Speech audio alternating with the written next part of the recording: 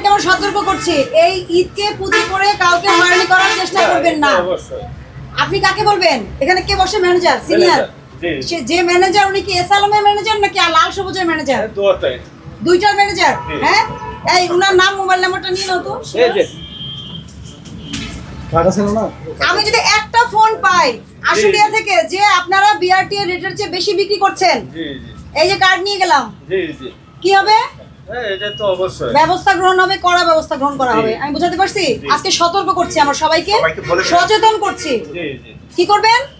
Non AC বাসের জন্য BRT এর যে রেট দিয়েছে তার চেয়ে বেশি রেটে আপনি বিক্রি করতে পারবেন না।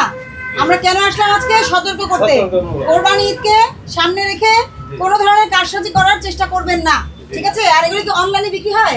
লাল সবুজ এস আলম অনলাইনে কিন্তু অনেক কমপ্লেন আছে, আপনারা কি টিকিট আনঅ্যাভেলেবেল দেখান, টিকিট নাকি কম দেখাচ্ছেন, বিক্রি হয়ে গেছে, সোল্ড আউট, এগুলো বলবেন। যেহেতু আপনার ম্যানেজার নাই, আমি আপনাকে মেসেজ দিলাম এবং আপনার থ্রুতে আমি এখানে সবাইকে মেসেজ দিলাম।